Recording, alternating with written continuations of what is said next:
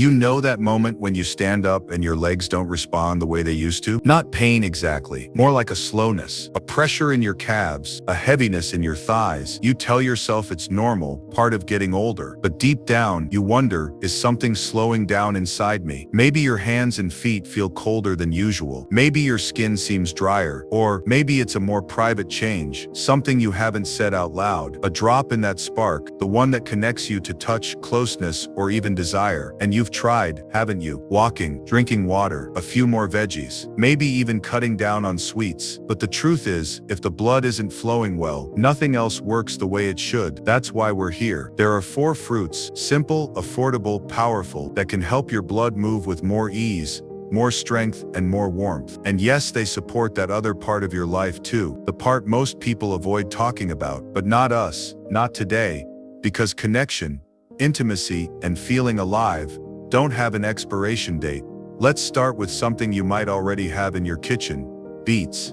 Not the sugary kind from a can, but fresh or roasted beets. These little roots are packed with natural nitrates, which open up blood vessels and help oxygen travel through the body.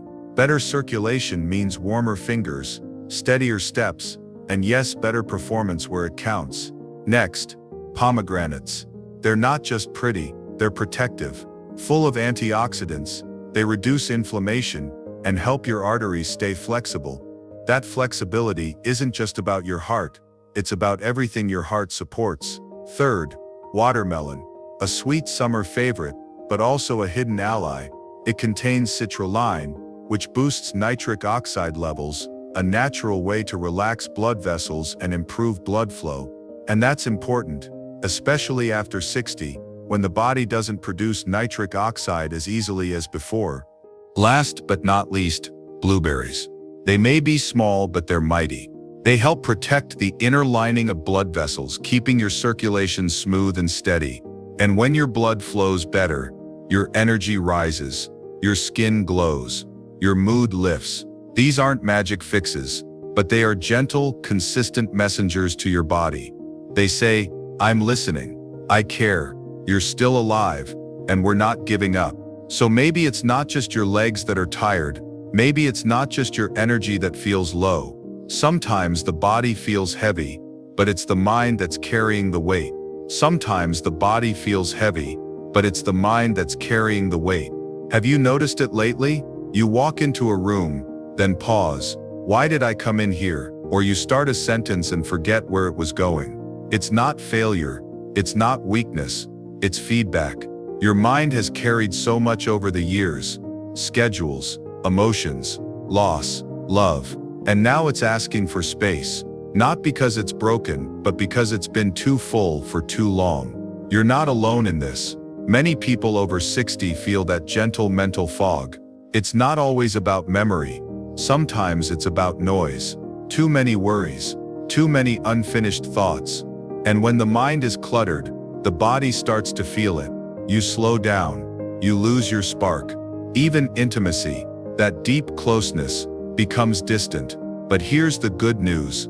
The mind can clear, and it doesn't take hours of brain training or expensive programs. Start with patterned music. Yes, music. Something rhythmic, repetitive, familiar. It helps the brain reconnect with structure and peace. Or try a word puzzle in the morning. Not to win or finish fast, but to warm your thinking. It's like stretching before a walk. Just a little challenge to get you going. And here's a quiet one. Breathing with intention. Place your hand on your chest. Inhale slowly through your nose. Feel it rise. Then exhale slowly through your mouth. Do this 3 times. You might be surprised what shifts in just 30 seconds. And yes, conversations help. Real ones, gentle ones. Even if it's just a call or a comment online. Every time you share a piece of yourself, your brain lights up. Have you felt it? That mental pause that didn't used to be there? If so, leave a small story below. Someone out there might read it and whisper, "Me too." Because here's the truth. Your brain is still growing, still rewiring. It's not too late to feel sharp again. It's not too late to feel close again.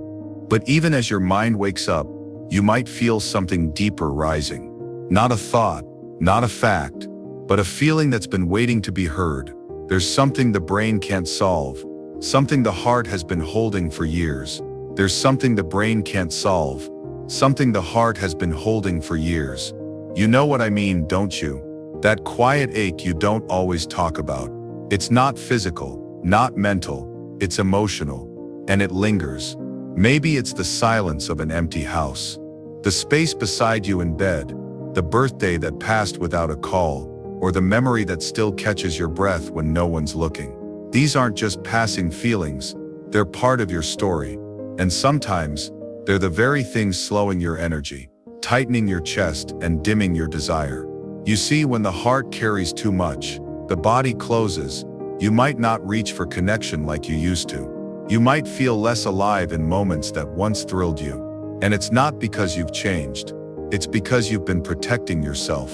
But maybe it's time to open a little space. Not all at once, just a little. Start by speaking aloud. Even when you're alone, say something kind to yourself. Or say someone's name you miss. There's healing in the sound of your own voice. It reminds you you are still here. Or take a quiet moment to hold a memory. Close your eyes, let it play. Don't rush it, don't fix it, just honor it. And if something inside still feels unsaid, write it down. A letter you never send, a thought you never voiced. Let it live on paper, give it space to breathe. You might be surprised how light you feel after. And here's a powerful one. Do one small kind thing, just for you. Not for grandkids, not for family, just for the person who's been through so much. You. Because here's the truth, no one says out loud, you still deserve closeness. You still deserve comfort. You still deserve joy.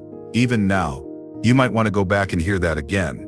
Not because you missed it, but because it mattered. And when the heart feels even a little lighter, you begin to wonder again. You begin to ask softly, what now? Not from fear, but from hope. What can still be shaped? What part of life is waiting for your hands, your voice, your smile? What can still be shaped? What part of life is waiting for your hands, your voice, your smile? Let's ask something simple. What would peace look like if you could design it? Not just quiet, but real peace. The kind where your body feels rested, your mind feels clear, and your heart feels soft, not guarded. That version of peace is still possible. It's not in the past, it's in the next moment you choose. Maybe you start by walking after your meals, not for exercise, but for presence. Just feeling your feet on the ground, your breath in rhythm, and your thoughts softening. Or maybe it's a nightly reflection. One sentence. What am I grateful for today? You don't need a journal, just the whisper of your own voice in the dark. It calms the body. It centers the spirit. Here's another one. Let go of perfect. At this stage of life, perfection is the enemy of joy. The cleanest home, the perfect response, the flawless routine, none of it matters more than how you feel doing it. So instead, create a gentle rhythm, one that fits your soul, not society, one that honors your mornings, your meals, your moments of rest. Because this chapter, right now, is yours to shape.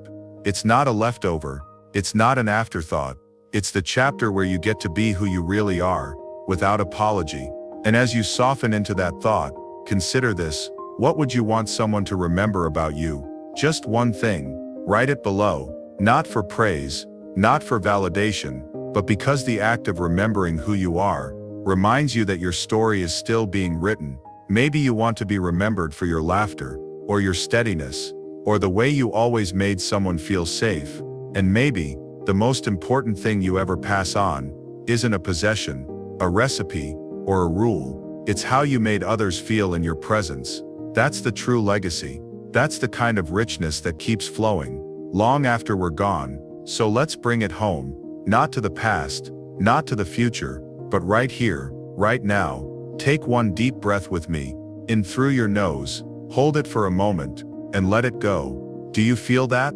That's you, alive, present, still becoming. It's easy to forget that in the rush of days, the quiet of nights, or the ache of things left unsaid. But you're here, and the truth is, this moment is the only one that ever really belonged to you. So let's fill it. Find a small anchor, something real, something you can touch. Maybe it's the sunlight on your wall this morning, the way it moves slowly, like time itself giving you a gentle wave. Maybe it's holding a warm mug, feeling its comfort before you even take a sip, a little weight in your hand to remind you you're grounded. Or maybe it's this saying something gentle to yourself, out loud. Not because it's a trick, but because your voice still carries power, still speaks truth, still matters. You might even try something simple, smile, even if no one's watching, especially then, because joy isn't always loud. Sometimes it's quiet, sometimes it's soft, and sometimes it shows up only when you pause long enough to invite it in. Let all the parts of you return. Your body, that asked for help and received it. Your mind, that slowed down long enough to hear again. Your heart, that softened just enough to let a little light in. And your future, that now feels less like a question and more like an open hand. You are not late, you are not behind, and you are not done. You're just getting started. So what's one thing you'll do today, just for you? Maybe it's adding blueberries to your breakfast. Maybe it's a walk after lunch. Maybe it's writing one sentence you've held inside. Whatever it is, let it begin now. And if this brought you even one moment of calm, like, share, and subscribe. Someone out there might need it more than you know. Leave your comment below, something you're carrying, something you're choosing, or simply a still here. We see you, we're with you, and this story, your story, isn't over.